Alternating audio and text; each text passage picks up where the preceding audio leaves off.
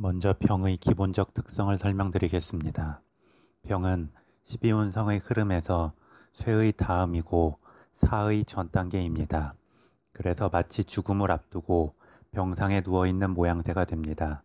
그런데 병의 기운이 강하거나 병의 흐름이 운세에서 도래했다고 무조건 병원에 입원할 정도로 문제가 생기는 것은 아닙니다.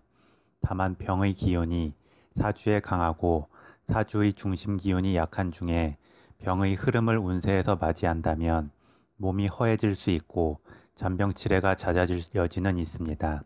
하지만 또 잔병치레가 많으면 미리부터 조심하고 예방하기 때문에 오히려 더 큰 질병이나 문제를 막을 여지도 있습니다. 또한 병은 쇠의 흐름과 달리 더 이상 제왕이라는 정점에 대한 미련이 남아있지 않습니다. 그만큼 마음의 출렁임이 크지 않고 조용히 지나온 과거를 관조하게 됩니다. 다음으로 병의 장점을 보겠습니다. 병은 그 기운이 약하기 때문에 사람들이 경계심을 내려놓고 오히려 동정의 마음을 갖게 됩니다. 그래서 자연스럽게 주변으로 사람이 모이게 되고 그 사람들의 덕을 받기도 합니다.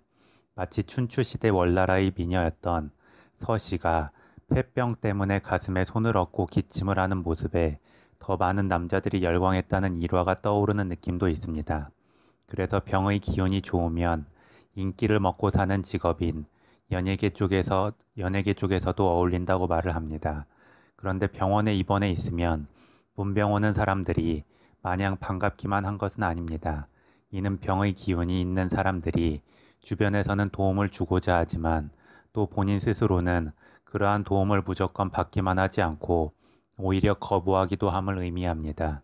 그리고 본인이 아프면 다른 사람의 아픔도 더욱 잘 느껴지게 됩니다. 그만큼 병의 기운은 동병상련의 공감 능력이 강해지게 됩니다. 또한 병상에 누워 있으면 생각이 많아지기 때문에 창의적 감각이 좋아질 수도 있습니다. 다음으로 병의 단점을 보겠습니다. 병의 기운이나 병의 흐름은 기운이 다운됩니다. 그래서 병상에서 일어나려는 마음의 의지가 있다고 해도 그게 오래가지 않습니다. 그만큼 무언가 열정을 가지고 시작한 일도 그 끝이 약할 수 있습니다. 그리고 몸의 기운이 약하면 본인이 원하든 원하지 않든 주변의 도움이 필요합니다. 그래서 어떤 식으로든 주변의 도움을 끌어오게 되거나 본인 스스로가 주변에 의지하려 할 수 있습니다. 또한 생각이 많아지면 창의적 생각도 많아질 수 있지만 우울하고 비관적인 생각도 많아질 수 있습니다.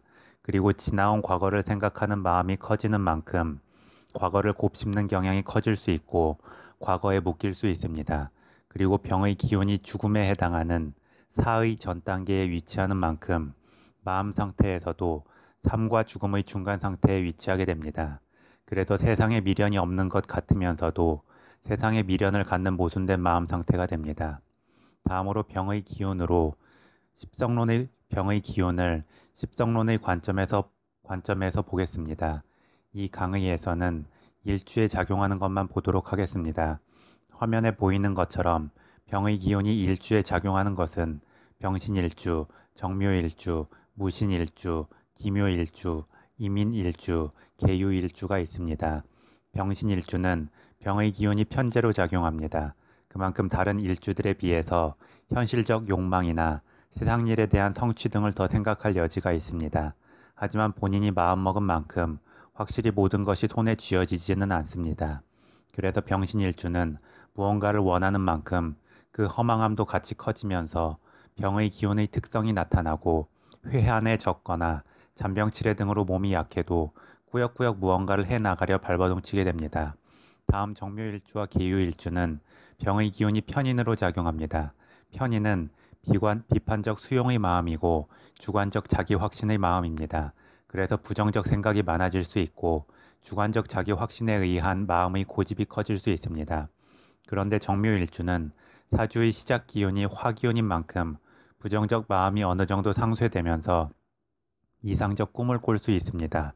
반면 계유일주는 차가운 기운이 강한 만큼 우울감이나 부정적 생각이 들어오면 한없이 몸과 마음이 다운되고 종교에 의지하려 할 수 있습니다. 다음 무신일주와 이민일주는 병의 기운이 식신으로 작용합니다. 식신은 자신이 하고자 하는 일에 몰입하는 영구의 기운이고 마니아 기질의 기운입니다. 그리고 병의 기운과 함께 작용하면서 무언가 강하게 몰입하다가도 금방 지치게 됩니다. 또한 자신만의 시간에 빠져드는 것을 선호하기 때문에 과도하게 사람들과 어울리지 않고 그 관계성에 있어서도 좁을 수 있습니다. 다음 기묘일주에게 병의 기운은 평관으로 작용합니다. 평관은 극기심의 기운이고 주관적 자기 원칙의 기운입니다. 그래서 자신만의 원칙을 세우고 그것을 지키기 위해 극기심을 발휘하려 합니다. 그 과정에서 모험과 도전을 시도하기도 하고 큰 한방을 노리기도 합니다. 그런데 병의 기운의 특성처럼 끝까지 투철한 저돌성을 발휘하지는 못합니다. 그래서 잘 참고 버티다가도 극단적인 튕겨짐이 생기기도 하고 무언가 강하게 집착하다가도 한 번에 그것에 대한 마음을 접어버리기도 할 수 있습니다. 마지막으로 병의 해석에 대한 편견을 보겠습니다. 병이 년지에 작용하면 어릴 때 병약할 수 있다고 말합니다. 그리고 병이 월지에 작용하면 천성적 지병으로 허약할 수 있다고 말하며 병이 일지에 작용하면 부정적 생각이 많고 실천력과 결단의 마음이 부족하다고 말합니다. 또한 병이 시지에 작용하면 자녀가 무력해지거나 인생의 말년에 큰 병에 걸릴 수 있다고 말합니다. 이를 보면 결국 병의 기운이 작용하면 기운이 약하고 무언가 끝까지 밀고 가는 저돌성과 근성이 부족하다는 평가임을 알 수 있습니다. 그런데 병의 기운이 작용한다고 해도 적절히 안정적이고 신중하게 몸과 마음을 관리하면서 잘 살아가는 사람들이 많습니다. 오히려 병의 기운이 작용하기 때문에 크게 어긋남이 없기도 하고 병의 기운이 작용해도 그 기운을 상쇄해줄 강한 기운이 사주에 작용하면 또 다른 느낌으로 인생을 살아가기도 합니다.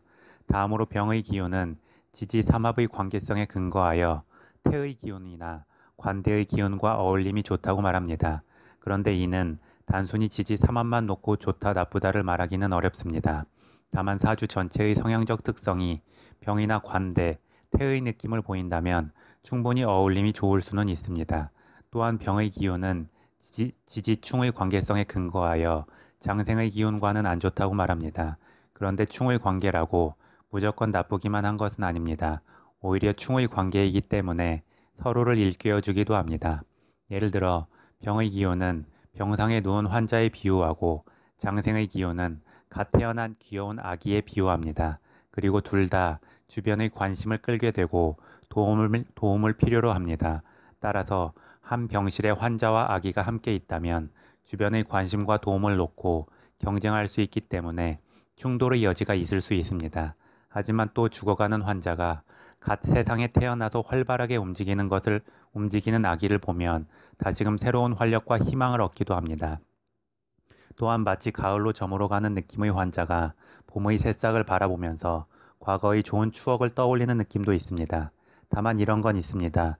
병의 기운은 에너지가 빠져나가는 흐름이고 장생의 기운은 주변의 에너지를 쭉쭉 빨아들이는 흐름이기 때문에 병과 장생이 너무 가깝게 붙는 것은 부담일 수도 있습니다. 이는 마치 천진난만하고 희망찬 장생의 기운에게 시니컬한 병의 기운이 찬물을 붓는 느낌이기도 합니다. 따라서 합과 충의 관계는 무조건 좋다, 무조건 나쁘다로 판별하기보다 그 관계의 상황을 아울러서 봐야 할 것입니다.